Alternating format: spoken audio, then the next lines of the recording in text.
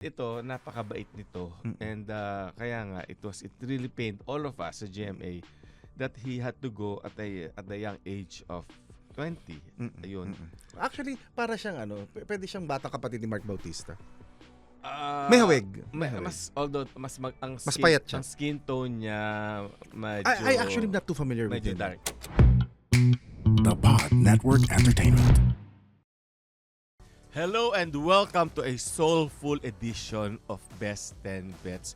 Ako po ang buhay na si Butch Francisco, kasama ko ang nabubuhay sa pag-ibig na si Leo Katigbak. Naku, sasabihin ko pa man din, ay good evening po, ay good day, kung anong oras nyo man pinapanood to. Ang sasabihin ko sana, given our topic, parang bumubunghalit yung iyong parang mabuhay Philippines! parang sala sa sala sa tema. Mamaya bababaya. Okay. Okay. Nagiging medyo morose ang ating mood. Okay. Kasi ang topic natin ngayon ay ang mga artista who went too soon. Or Died young. Or in another way of putting it na mas medyo positive, wish they were still alive. Although meron din ako mga wish they were dead. Ibang listahan yun. Ibang episode yun. Para Ibang mas listahan exciting. yun. Uy, teka muna. Dapat malungkot tayo. Ay, okay. Sige. Hindi, ito yung mga Kaya nga nakaitim ako. Halloween. Halloween. Ako sa bagay. Pwede. Okay. Hindi, ito yung mga unfortunately ay went ahead of us. Ito po ang listahan ni Butch ng mga taong yumao o namayapa ng medyo napadali. Nawala sa oras. Okay. Number 10 ko, si Andre Sison. Okay. Apo ni the great Marco Sison. Ang sa akin lang, kay artista ka, kay ordinaryong tao, you're too young to die at 17. 17. Diba? Parang dahil pang itatakbo dapat sa buhay nito. He died in a car accident March 24, 2023. Pero, alam mo bang ito, pangalawang buhay na niya. Because nung bata siya, nahulog siya from the third floor ng condominium building nila. Nakaligtas, but second time around, unfortunately.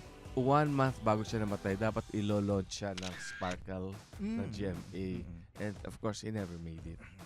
That's sad. Number 9, si Halina Perez. Namatay sa halagang 15,000. Sexy star, no? Gumawa siya ng mga... Although, ang daming box office movies ito. Kasi dito man mo, kahalihanin niya talaga ang mukha. Bagay talaga sa kanya yung pangalan. Although, ang pangalan niya talaga si Vanessa May Ann Uri. Siguro mga 2 years before that, pinag-reconcile ko siya at saka yung father niya, si Mang Rene Uri. They were estranged? Ay, hindi ko alam yung kwento. Strange kasi, napreso yung father niya sa Laguna Jail. Tapos, pinagbati namin. So, ako yung nagpunta. Tapos, talagang tearful reunion talaga na... Kasi, obviously, mahal siya ng tatay niya. Yeah. And vice versa. So, at least nagkaayos sila. And then, March 4, 2004, at the age of 22, nag-attend siya ng opening ng isang tindahan sa may Legazpi sa Albay. Tapos pabalik, na-aksidente yung van nila, namatay yung siya tsaka yung manager niya. The rest were badly injured. Sa may yung, alam mo yung mga, di ba sa Del Gallego sa Kamsur. Yung di ba marami mga yung mga bitukang manok, yung mga pasikot-sikot ng mga daan. So doon siya nadali. Tapos I looked at her coffin. Nakita mo talaga she was in pain when she died kasi hindi nila naayos sa pag-embalsa. Hindi na siguro parang nag-rigor mortis na mabilis. Tapos Ako generally hindi ako tumitingin sa kabaong. Ako I had to kasi Bakit naman I had to? nagre-report ka, kailangan mo magbigay ng description eh. Okay. So tapos ang masakit sa akin noon, yung pala yung kanyang wake na ibenta na ng mga tsahin sa isang show na kalaban namin. So ayaw na akong papasukin, ayaw na akong payagan. So talagang narinig ko talaga yung isang tsahin naghuhugas ng ng plato sa kusina, pero nandoon sa living room, nandoon sa tapat ng coffin. Talagang nagmumura siya talaga. Ang kapal ng mukha, hindi na nahiya. Parang ako ako ba yun? Oh, sabi, oo, ako yun ha. Ako yung minumura niya. Kasi dumating ka, hindi naman sa network nyo binenta. Oo. So, Pero to me, that's really sad. Parang even in death, well, I guess, no, it's not fair. I'm sorry, it's not fair for me to judge. But parang you're supposed to be paying your last respects and to me, something like that ako, is naiintindihan ko hardly naman kasi hindi naman sila mayamang pamilya kasi respectful. No. I understand that. And you know, part of me, whether I agree with it or not, talagang ganyan That's a reality lalo na sa society natin. Yeah. Pero kung iisipin mo lang purely from the perspective of doon sa taong yumao, parang at least pwedeng turbulent yung naging buhay, pero in passing, it would have been nice if there was peace. But knowing si Halina, she would have agreed. Yes, practical na She was a tao. practical. Okay. Talagang talaga Okay, siya. okay. Talagang kumayod siya talaga para sa pamilya. Ako naman Which yung is the story naman of a lot of our actors. katakot-takot na mura tinanggap ko, pero ang iniisip ko na lang, sticks and stones may break my bones, but words will never hurt me. But that's not true. You get hurt by words. That is why you do not read any of our message boards. Sa comments. Because the comments hurt you. Yes, that's true. Hindi, binago ko na pala. That time. Okay, that time. Wala pa wala pa social media noong 2004. Okay. So may clarification. Yung tatay, si Mang Rene, was very, very nice. He remembered me. Okay. Sabi ko, Mang Rene, Oo. naalala niyo pa ako? Sabi, oo, naku, maraming salamat kasi at least nawala yung anak ko, pero Nandito ka pa rin. okay na kami. Nandito pa rin ako. Parang hindi na ako umalis. Okay. Hindi, tsaka sa Santa Maria Laguna, layo-layo nung wake kasi taga ron sila eh. So, ginawa ko, binitbit ko si Mang Rene sa doon ko na-interview sa Labas. kapitbahay. I still mourn her passing because mabait na bata si Halina. Oo.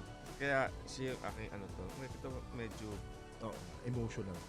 emotional pa rin talaga. Kasi nga, may Hindi, tsaka I guess investment because of your work with your shows with ABS and with GMA also. Yeah. You really had personal interactions naman with a lot of the talents also. So, I think whereas with me, the death would be something I read in the newspaper. I'm familiar with your Yeah. work from a distance. Ikaw, you have a more personal and direct connection with them. Most people na nasa listahan ko, I actually bury them. Parang mali ata yung ikaw inilibing mo sila. Well, Parang hindi pag may nakapakinig ata nun, parang gusto ko ba maging kaibigan si Butch at baka mamaya masama ko doon sa mga ililibing niya. No. Parang, di ba meron ganun? Parang di ba may kasabihan pag parang she'll bury us all. Yung ganun. Ako, talagang until sa... Parang negative ata yung dating nun. Sigurado kang yun ang gusto mong association. Well, naina ako doon. We will get to that. Actually, meron ganun. Okay. Pero sa akin talaga, yung pain sa mukha niya, Yes. to this day, as I speak now, naka-etch sa utak ko yung suffering niya. Okay. Number 8, si Jovit Baldovino. Yes, the first edition winner. Yeah. He had to die on my birthday. Talaga? December 9, 2022. And that was the time I was on my way to Lukban. Meron akong malaking decision na gagawin that time. Pero on my way there, nabalita akong he died. Of an aneurysm, di ba?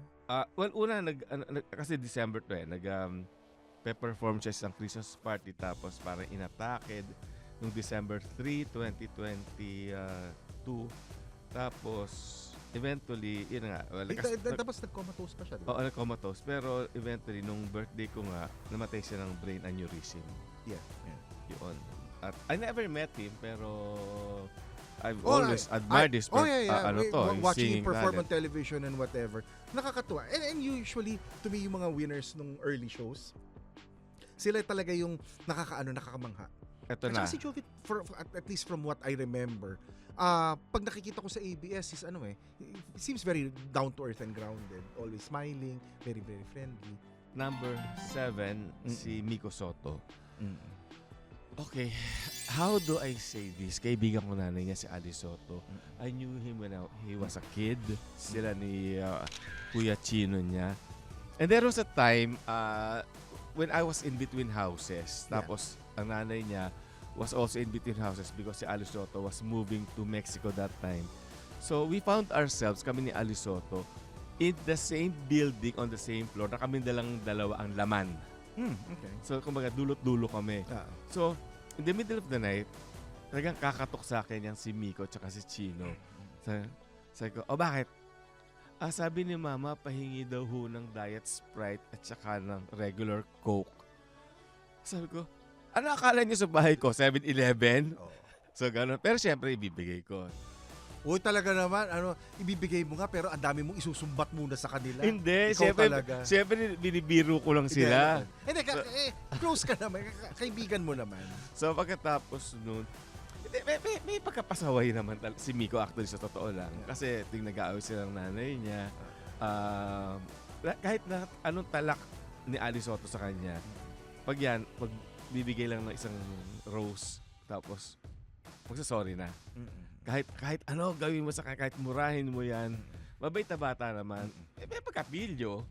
Lahat naman dumadaan sa gano'n. Para matatakot ka naman ata kung yung anak mo hindi naman magiging pilyo at saka parang they really have to go through that stage. Yeah. Kaya lang, nung December 29, 2003, nasa Baguio ako noon. Kararating ko na ng Baguio, biglang all of a sudden, news broke out that he fell from the 9th floor of his condominium sa Mandaluyong. Actually, to this day, hindi ko kayang itanong lahat ng detalye mula sa nanay niya. Kasi masakit yun eh. Pero ang pagkakaalam ko, parang naupo siya dun sa may parang plant box. Tapos magharap sila ni Oyo.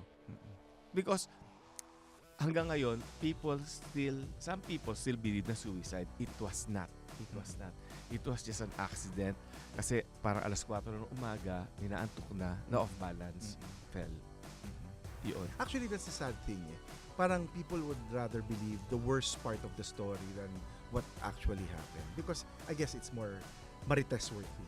Yeah, meron pang isang politiko na tinatanong sinamahan ni Ali dun sa casket. Sabi ng politiko, napakatakle. Sabi niya, ano ba, nabasag ba yung bungo? Parang asking for details. Diba? Pero, at saka hindi, si Ali nun, yun talagang alam mo wala sa sarili. Na hindi makapagbihis mag-isa. Sila Ami Austria lang ang nag-aasikaso sa kanya. Ultimo panty is kailangan isuot sa kanya because wala siya talaga. Talagang lost. Kasi isipin mo, dadalawa anak niya, bunso niya. Well, the other thing also a parent should never really have to bury their child. Yeah. I mean, the course of nature is, ang anak ang maglilibing ng magulang. Pero isipin mo, magulang ka tapos mauuna pa ang anak mo sa'yo. Napakasakit nun. Even if it was the most unexpected of accidents. In fact, minsan mas masakit pa yun eh. Kasi that's totally from left field. Sabi mo, mabait yung bata and everything. So, pag yung ganun, talagang shock yung system mo eh. Pag tinatanong mo siya, parang have you gotten over it? Sabi niya, this is something you'll never get. I agree with that. I agree with that.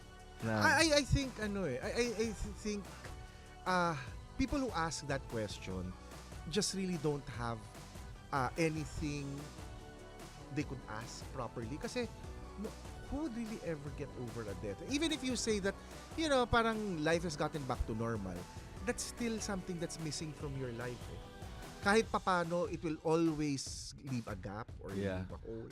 pero ito, si Miko, the pilyo boy that he was, nandun ka pa talagang, tuwing may dadating na babae, o sino naman ang susunod, na may, parang, obviously yung mga naging ex. In fact, that time si Angel Locsin was just in a corner. Hindi pa siya sikat nun eh. And then, sabi ko, siya pala yung current that time. So, I tried to befriend her. I was nice. I don't know if she remembers that. Pero, nandun lang siya sa sulok. And then, eventually, sumikat na siya ng sumikat. Parang pamangkin ko to eh. Na sinusungitan mo pag humihingi ng soft drinks. Hindi, kasi naman, di ba?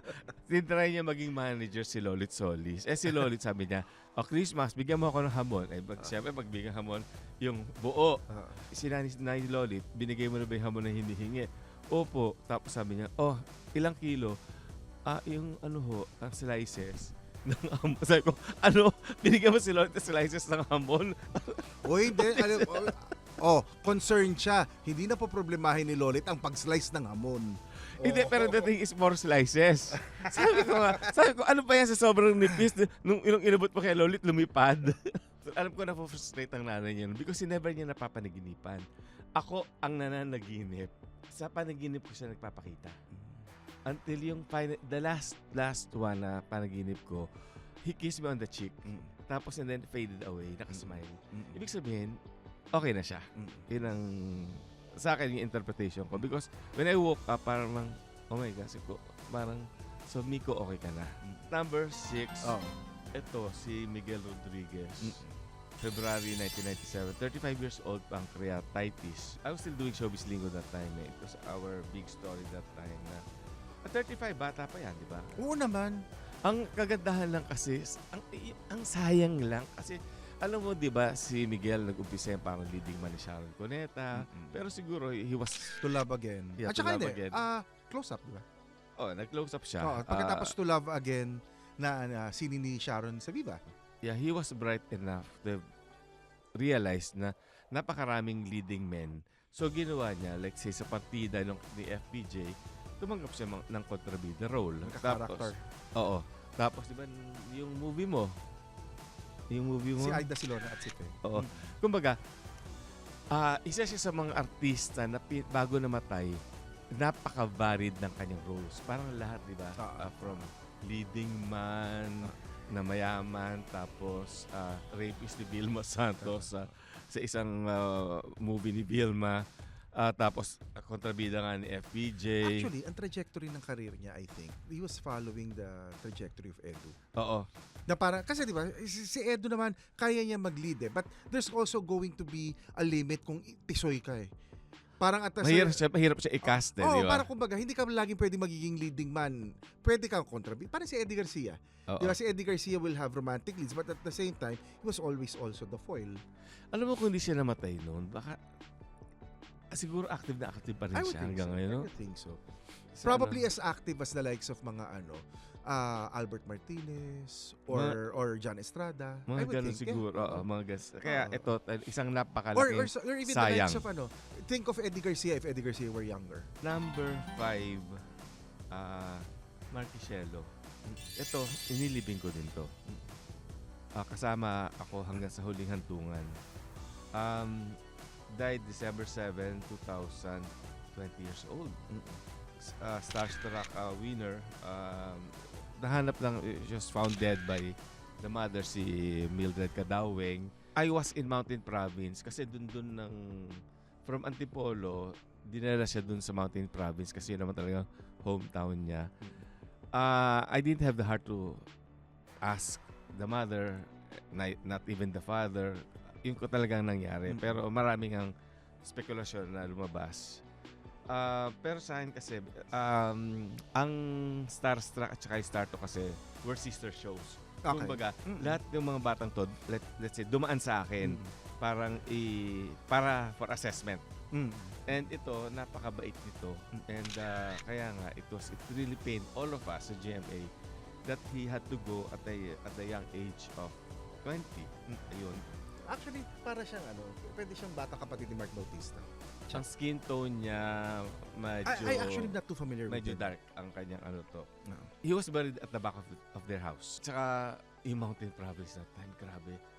Alam mo, pag naglabas ka ng daliri sa kumot mo, yung ganyan, mangangatog ka. So, pero, more than that, it's the pain na you had to lose somebody as talented as Marquisiello. Yeah. Yun. Number 4, ang hirap palang, bigat palang gawin ito, no? Kasi personal relationship ko sa kanila. Ito si Claudia Sobel, hindi naman, to. Si Thelma Maluluyon. She died February 10, 1984 sa EDSA. Di ba? Car accident yan. Sinasabing, hindi masyadong maganda or plain. Let's say plain in person. Okay. Pero extremely photogenic and telegenic. Pagdating mo ng screen, the screen makes love to her. Ano siya? ano siya, mahal siya ng Mahal siya ng camera ng because I remember watching Shame, 'di ba, kasama niya si Patrick De La Rosa dun sa scene na yun. And one of the things na masasabi mo nga she had star quality Yeah. She was 18 when she passed away. So can you just imagine 19. she had star quality when she made her movie debut, na parang ang feeling mo, wow, kasi kung isipin mo, i-dismiss mo nga, kasi diba, Shane Bold yung nag-topless pa nga siya doon. Tapos may mga bed scenes sila. Pero ang takeaway ko after I watched the movie was not so much her bold scenes, but her larger-than-life projection on screen So alam mo na talaga, bigyan mo lang to ng tamang role, sisikat yan Shane was a box office hit. Yeah, tapos nung ginawa na niya yung Sinner or Saint, naging Uri nominee na siya. So, which, para ba, Dalawang pelikula lang ba siya? Hindi ko na matandaan. Hindi naman ano to. Pero yan yung dalawang nilinya, Shame at saka Sinner or Saint. Yeah, she could have been a lesser Jacqueline Jose. Yes. Diba? I agree. Pwede yung ganun tinahak. I can see that. Nung nag-in-exhume yung niya, yung body niya, nung 2013 yata yun, intact pa siya. Yun. Ang ang kwento. Ito siguro mga grade 1 ka rito. Parang hindi. Grade 2? Parang hindi. 3? Hindi. Si Rudy Concepcion tsaka si Rosario Moreno. Pinagsabay ko na sila kasi sila yung mag-love team. Okay. Si Rudy Concepcion, ang pangalan niya talaga si Rodolfo Joaquin. Pero parang siya, di ba siya yung parang lumalabas na Rudolph Valentino of the Philippines. Na isa pa rin maagang namatay, no? Nag-artista siya, may asawa na siya noon Pero that time kasi kaya pang itago, di ba? Walang social media. Oo naman. Madali naman. Kahit mga anak ka, nalilihim pa nun. Yun. Hey, his name is Chico Garcia. And his name is Gino Killiamore. And together, we are Only Fun. That's right, for only $12 a month. But if you're willing to pay, why not? No, we're from a podcast that talks about movies, TV shows. Basically, we do reviews of K-dramas, whatever is on streaming, whatever is on cinemas. We also get to occasionally interview celebrities, actors, directors, and of course, infused with our own witty brand of humor and slice of life. Wow. I guess we don't infuse a lot. Check it out. Tapos, at the peak of his career, he was 28 years old. He died 1940 ng peptic ulcer. Tapos, Ngayon ba may namamatay pa ng peptic ulcer? Parang ngayon wala na, no? Hindi ko alam kung ano yung peptic ulcer kasi mahina ako sa mga medical terms. Ano ba yung peptic ulcer? Ay, hindi ko alam kung paano i-explain. Basta alam ko lang parang may yun Dati napapakinig ko pa yun na may mga taong nagkakaroon ng peptic ulcer. Pero never ko na na may namatay.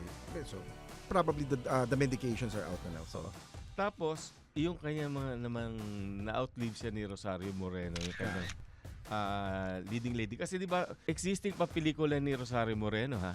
Di ba? Yung Pakiusap. Tapos Tunay na Ina. yung Tunay na Ina ata. Di ba? Yung Pakiusap hindi ako sure, pero yung Tunay na Ina. Tunay na Ina. Yung lagi siya kumakanta ng buhat. He could have lived longer kung hindi nagkaroon ng gera. Well. Kasi he died during the yung liberation of Manila. Oo. So parang that technical lang na ang kinamatay niya peptic ulcer. Kinamatay niya siguro dahil hindi siya nagamot dahil sa gera. Hindi.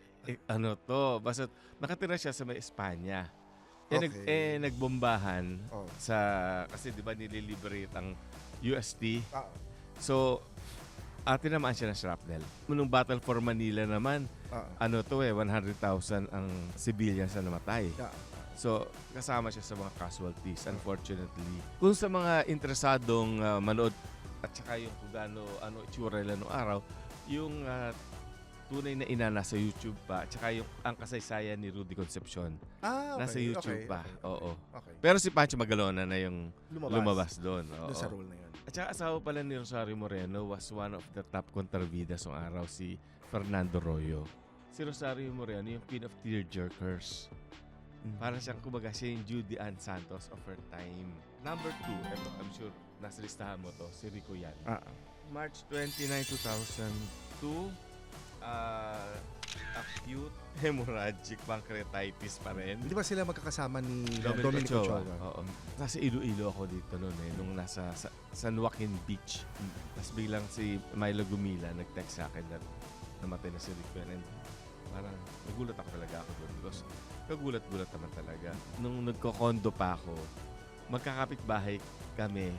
Well, si Claudine, tapos and then si Rick Wen was always there. So, nagkikita lagi kami sa elevator. After he died, napapanaginipan ko rin siya. Teka, napapanaginipan mo lang sila after they die? After. Parang, Ay, hindi. Nagsisigurado lang ako. Kasi baka pag sinabi mong before, tapos bigla mo sabihin sa akin, napanaginipan mo ko, eh baka magla akong nervyusin. Actually, hindi naman sa'yo, hindi naman panaginip, bangungot na yon. Although, hindi Ay, ako, pag namatay, mumultuhin kita. hindi mo, lilipat ako ng bahay. Ay, kaya kitang sundan kahit saan. Mag-i-store na ako ng bawang. Ano ko, aswang? hindi ako nakapunta sa ano niya eh. Nakapunta ka sa wake niya? Hindi ko alam. Kasi Generally, I don't go to... Well, I've gone to wakes more now as I got older. But when I was younger, I almost never went to wakes. Especially nung bata ako kasi, namatay yung best friend ko. Grade 5 ako noon eh. Pagkatapos, natatandaan ko, tumawag pa sa bahay yung tita niya. Eh, hindi ko naman... Parang sino mong sasabi na grade 5 ka tapos namatay yung best friend mo? Ano pa rin, sinigawan ko pa eh. Sabi ko, ay wag ko kayo nagloloko ng ganyan. Tapos binagsak ko ng telepono. Ang rude mo naman. O hindi, kasi parang tatawag tapos sasabihin sa'yo, uy, alam mo namatay yung... parang, for a child, how do you listen? Exactly ba? Ano ba sinabi niya? Alam mo? Hindi, Ano? hindi. Well, I guess it was a more direct to the point and whatever. So to me, it felt like a joke. So, then nung tumawag, tapos I talked to my dad, tapos sinabi niya na, uy, alam mo baka hindi biro. Tapos tumawag ulit. Tapos yun, pangalan niya Henry Fincalero. Fincalero. Malapit sa mga scout areas, rosas, may dulo ng rosas, nakatira sila dati. Tapos meron sila mga taniman ng rosas. Tapos doon ako una nakatikim ng lambanog. Okay. Kasi, At grade 5? oo, kasi sa ilalim ng kama niya, nagpo-ferment siya ng lambanog. Grade 5 pala, lasinggero ko na. Oh, hindi. Sige, Hindi, so- magkakaroon ka ng peptic ulcer. So, so after that, tapos I went there, tapos I saw him in a coffin. Then after that, parang I just decided that I wasn't going to go to wakes. So for the longest time, I never did go to wakes. Kahit kamag-anak ko. Hindi ko alam. Yun na nga eh. Kasi ang regret ko, hindi ako nagpunta sa kanyang wake. Pero pag napapaniginipan ko siya, lagi siya nakasuit. Tapos parang alam mo yung raffled yung hindi gano'n. Hindi ko alam kung yun ang suot niya noon eh. Okay. So I have yet to verify that. Suot niya sa beach? Parang hindi naman. Hindi, no. Parang ano na siya. Parang, Anong nakalibing na siya, yun yung suot niya? Yung parang, although hindi ko nga nakita. Ah, So, pero after a while naman, nag-stop na. okay. When I moved out of that condominium, Okay. hindi na siya Okay. hindi ko na siya nakita sa panaginip ko. Okay. Number 1 ko si Julie Vega. Okay. May 6, 1985. Di ba ito yung sinasabi kung ano-anong mga kababalaghan ang kinamatay? Multiple sclerosis. Tapos eventually yung bronchopneumonia. Oo. Pero how sad na, no? Because a lot of, whether it's peptic ulcer or multiple sclerosis, I mean, those are illnesses that you hear about now, but hindi na siya fatal.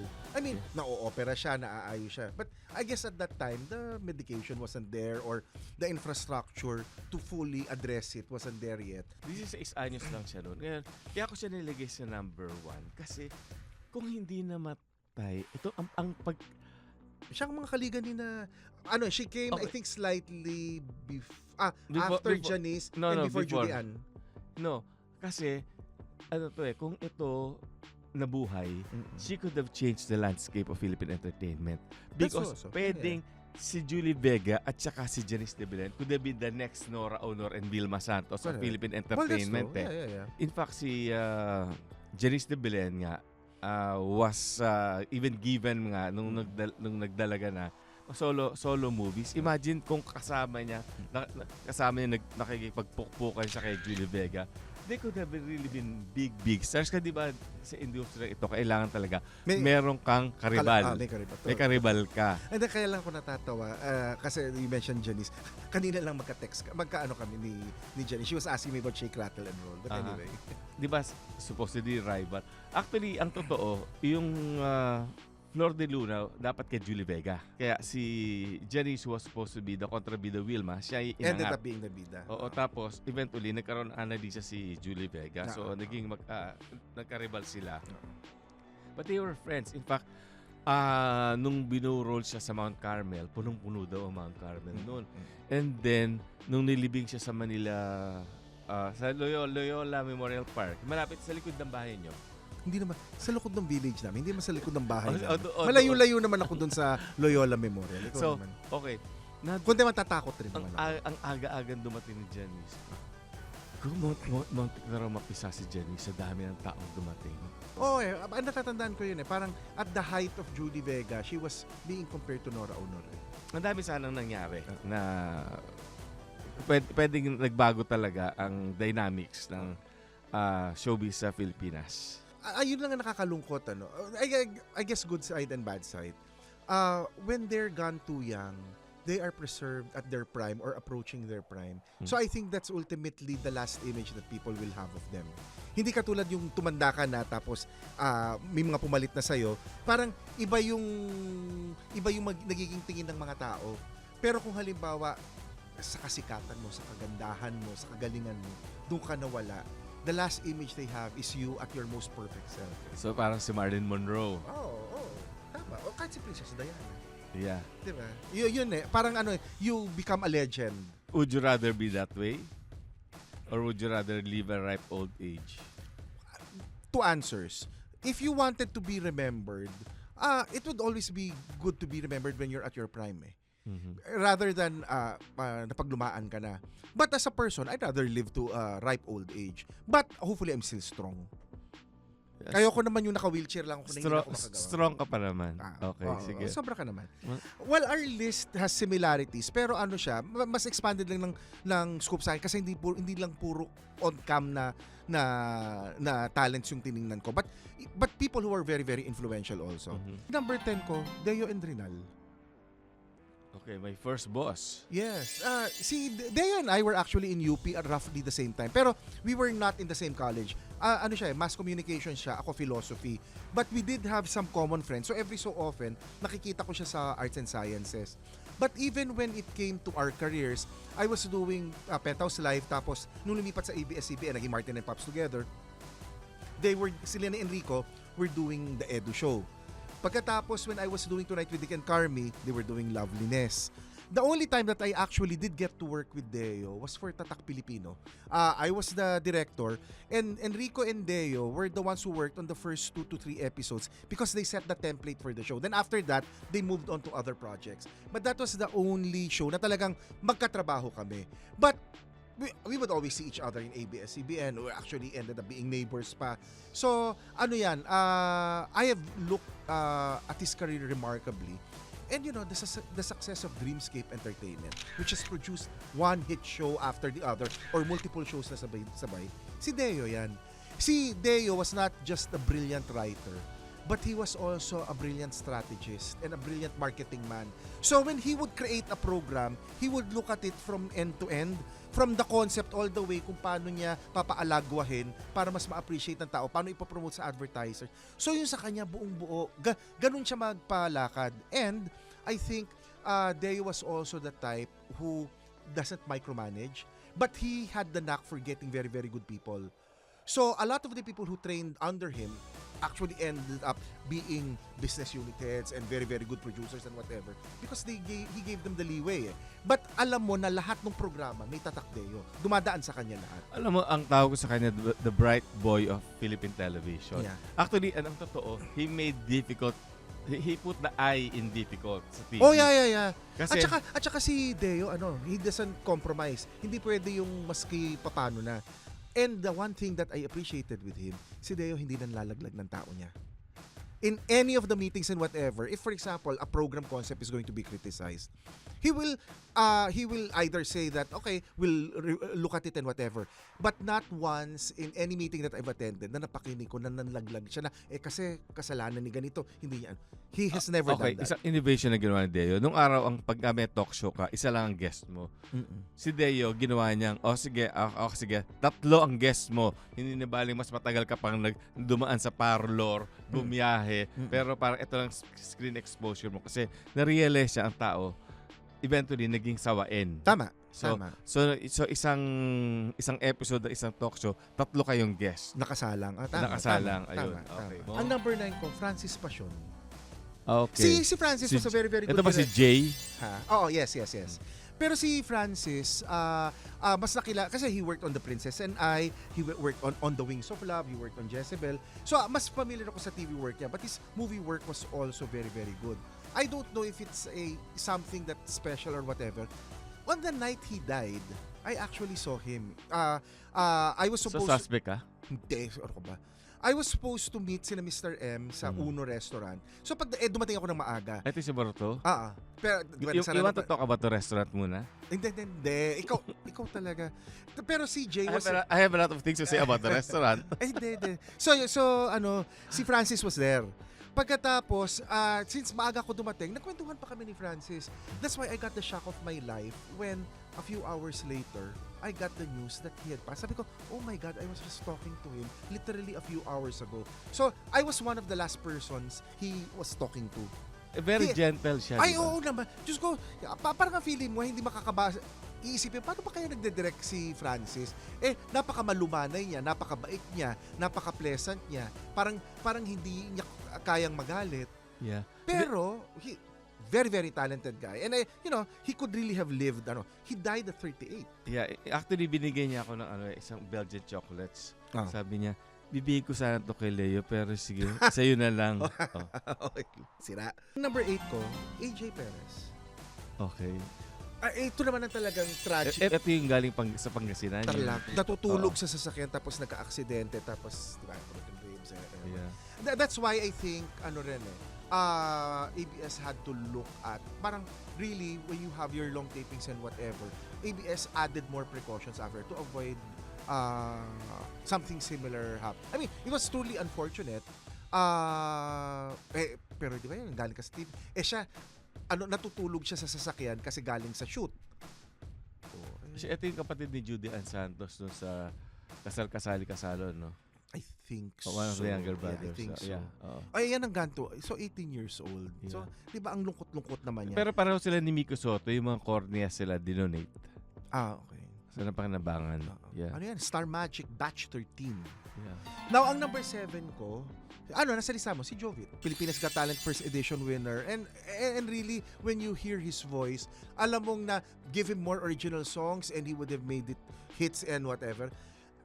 Hindi naman gwapo si Jovit, pero alam mo na that voice will carry him. Probably if wanted to go international, he could have. It's something that he could easily have accomplished. Kasi kung halimbawa, lalo na ngayon na ang labanan mo and the internet has democratized everything is really talent at ganda ng boses, yung mga may totoong talent, aangat at aangat yan. Kababayan mo to, di ba? Taga Batangas. Siyempre, inisip ko Kapampangan. Hindi, Kapampangan. Uy, Pandilyo. Oo. Ito mo, alam ko pati middle name mo. Oo. Alam mo ba kung ano middle name ko? Hindi mo naman ginagamit eh. Okay. I-research ko mamaya. Katigbak. Magkamag-anak tayo? Saan? Tatay kita. Ay, hindi. Papa. Hindi. Itatanggi ko yan. Number 6, nasa listahan mo, si Claudia Sobel. Okay.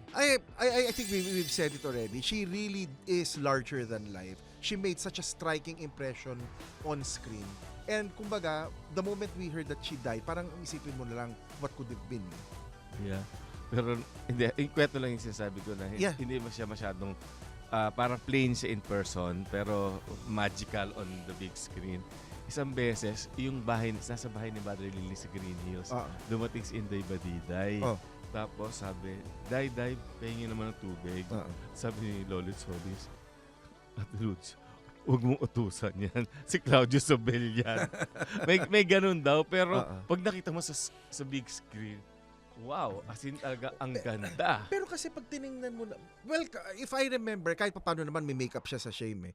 Pero kasi, you can imagine na kung wala siyang makeup, you would think that pwedeng, she's very, very pretty pero from the province. Eh, di ba, dati naman, ang dami rin naman magagandang from the province. Tapos Mas marami pa nga maganda na galing sa probinsya kaysa Manila yata. Sige. Pero nakakalungkot, di ba? Ang mga, puro in the 19 to. 20. Yeah. Well, hindi, actually magta-20 na siya kasi malapit na siya mag-birthday noon eh. So mali pala yung nasa internet. Kasi lagi nila sinasabi, I don't know kasi the actual birth date wasn't there eh. So ang lagi nila sinasabi, she passed away at 18. But anyway, I will take your word over the internet anytime when it comes to these details. Mas dapat nga mag-contribute ka na kasi sa internet para makorek yung mga mali-mali nila doon. Alin? Yung mga mali-maling information. Di napalitan lahat ng entry ng Wikipedia. 5 ko, si Julie Vega. Ang feeling ko, ito kasi yung ito yung listahan na magkakatalo lang tayo sa ranking, pero hindi, because you're looking at we're talking about yung Gone Too Soon. So, the best that went prematurely. So, parang feeling ko, pare-pareho naman, magkakalapit-lapit rin naman yung mga idea natin kung sino yung talagang sana hindi pa nagmamadali. Parang, nakakurious. Ano kaya itsura nilang dalawa ni Jeris de Belen ngayon, no? Kung magkasama sila. Actually, what is interesting kasi 'di ba may mga software minsan sa or mga Ay, app na pag halimbawa, mo if you have this picture before, how would they look like at a certain age? So it would be interesting na how sina AJ and sina Halina and all of the other sina Julie Vega, how they would look now had they stayed in the business and whatever. At least an approximation of it, 'di ba? Well, at least si Jeris cute pa rin. So si Julie Vega, ang feeling ko nga, you're right. She was ahead of Judy Ann, but together and opposite Janice, I think they would have been a potent rivalry. That would have They would have been the queens. Yeah. Yeah. Kasi technically, sila yung sandwich between Nora Vilma and Sharon Maricel eh. Hindi, si Sharon at saka Maricel was 80s eh. Sila 70s eh. No. Si Julie Vega at saka si tsaka to? si Janice. Hindi, halos Late 70s. Although mas bata sila kila Sharon ng konti. Nung namatay ito, buhay na si Casey Concepcion. Kapapanganak pa lang ni Casey. Number 4 ko is again on your list. Miguel Rodriguez. Okay. I remember nung nag-umpisa ang Palibasa Lalaki. Kung isip mo perfect yung nila eh. You had tall, dark, and handsome Goma. Then you have the Superman-looking Miguel Rodriguez. And then you had Joey Marquez who was like providing the comic relief of the whatever. So, ang ganda nung nila eh. Napaka-distinct at saka hindi mo, parang kumbaga, alam mo na hindi sila magsasapawan kahit papano. Eh, di ba, totoong pangalan naman ang ginagamit ni Tita Glo eh. 'Di ba? Si Joey si Joselito, si Ricardo, siya si Miguelito. Pag pinapagalitan ni Tita Minerva, 'di ba? Pagkatapos lalandiin ni Cynthia. 'Di ba? So pero yan eh, parang kumbaga I think that was also one of the things that made Palibasa Lalaki magical. It was just perfectly cast. Pero bakit siya umalis sa Palibasa? I don't know if there was some issue or I don't know if it was a contract thing because remember he was more identified with I think Regal earlier. Pagkatapos di ba ginawa niya yung To Love Again with Sharon. So hindi nauna yung To Love Again. Nauna yung To Love Again. So hindi ko alam if it was related to that. It could have been a contractual thing. Maybe he needed to do other projects. Tapos in fact, tapos na partida nang ginawa niya yan eh. Ang Palibasa Lalaki. Yeah. Papunta na siya sa si Aida, si Lorna o si Fe. That time. Okay. Pero hindi ko siya ka-eksena doon eh. Si Jackie Lu Blanco lang ka-eksena. Diyos ko, sana. Umatras, na-insecure sana siya. Hindi mo kung nagkasama kayo sa eksena. Basta natatandaan ko lang, si Miguel, I don't think he was that tall. Parang he wasn't that much taller than me. Parang mas malaking tangkad ni Goma sa kanya eh.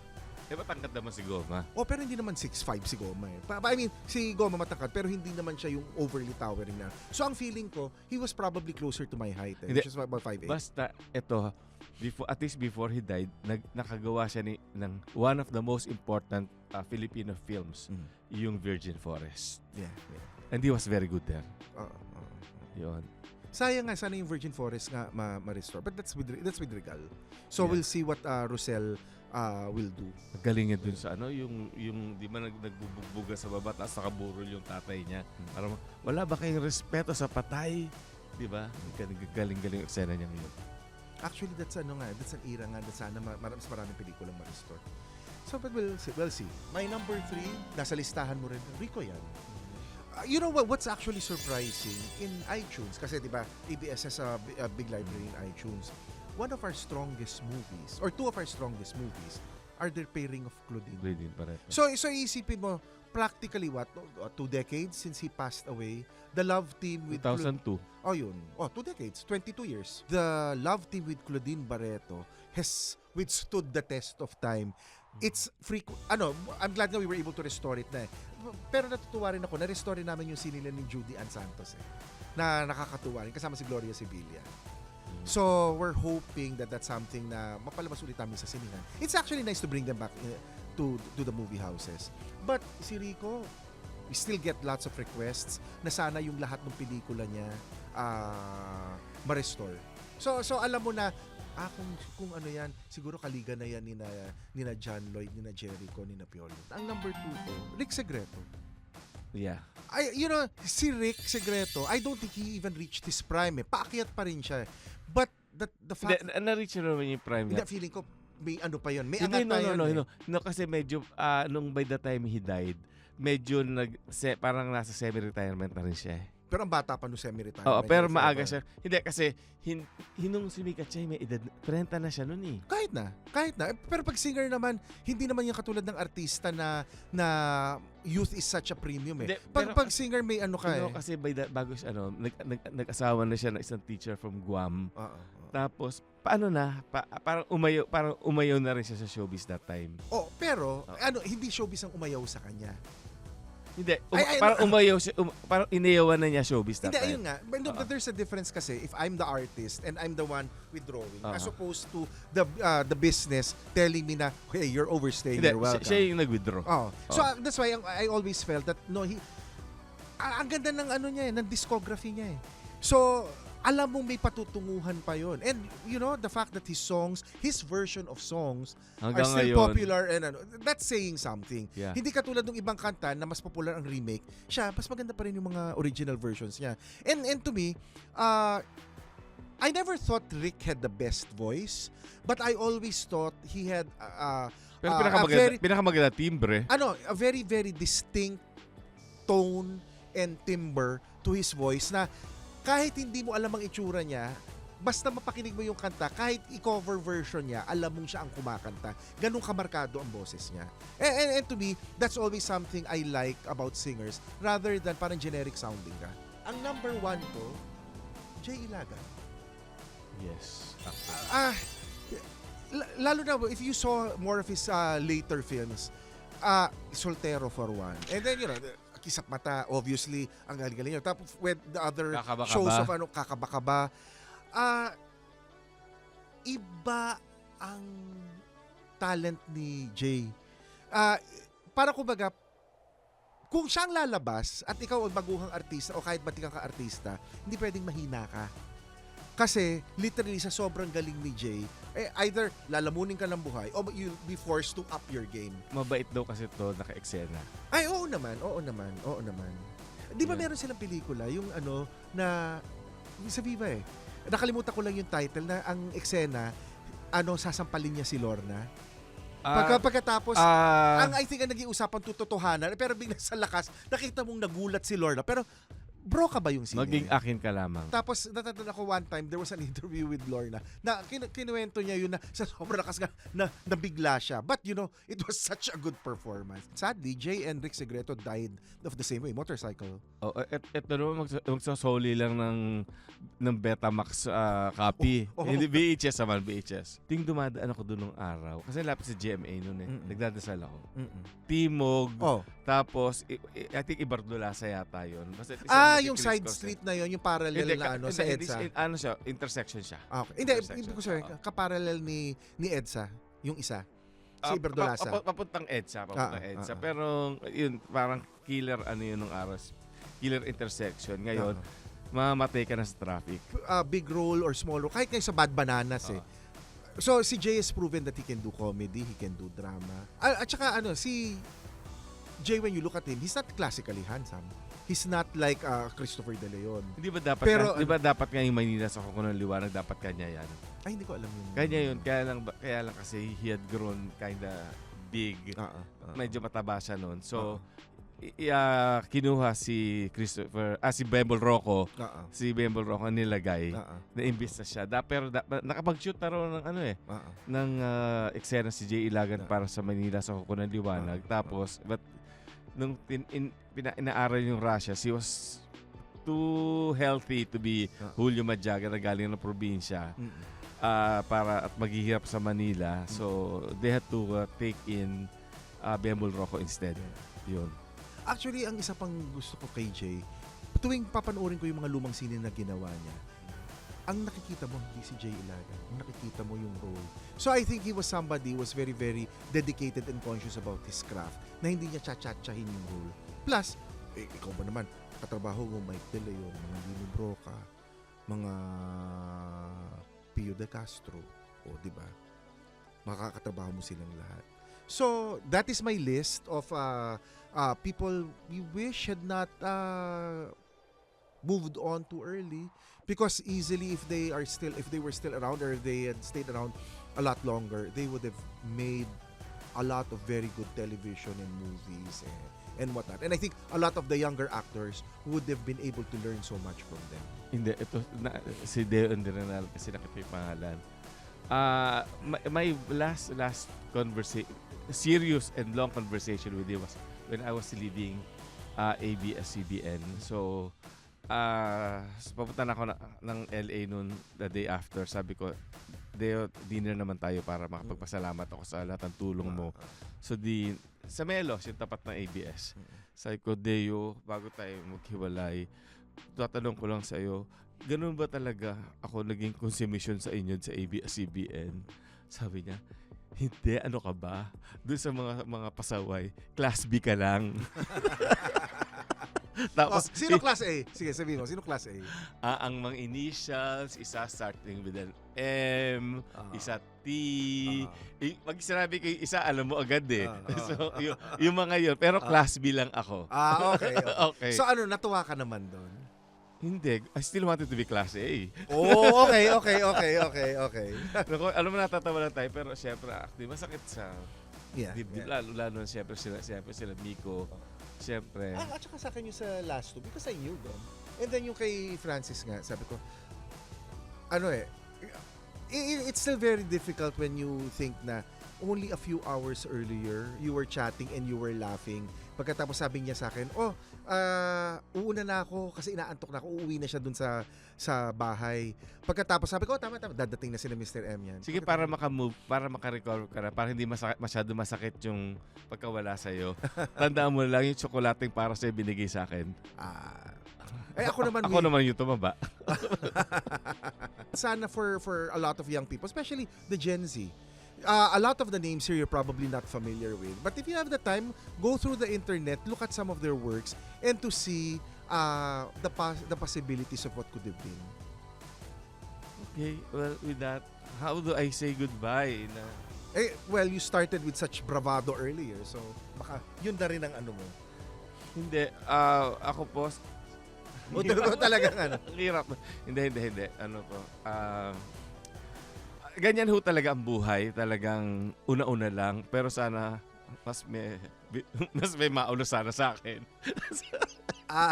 Na yung mga masasama sa mundo, sana sila yung mauna sa akin. Sabi mo, masamanda mo ka kasi. So ito po si Leo Katigbak at kasama ho si Butch Francisco kasi nagiging na ho siya nagbe-break na ho yung voice niya So sana nagustuhan nyo ho ang aming episode ng Best 10 Bets ngayon at sana ay subaybayan nyo kami sa mga susunod pang listahan namin ni Butch na hindi naman siguro ganito kalungkot. Yeah, and may they all rest in peace. So rest in peace na tayo. Hindi ka na. Okay, thank you very much for joining us. Okay. The opinions of podcast creators, hosts, and guests are not necessarily reflective of the official stance of the Pod Network Entertainment, its hosts, or other network programs. The content created by the people behind the podcast is personal and not meant to harm any religion, ethnicity, group, organization, company, or individual.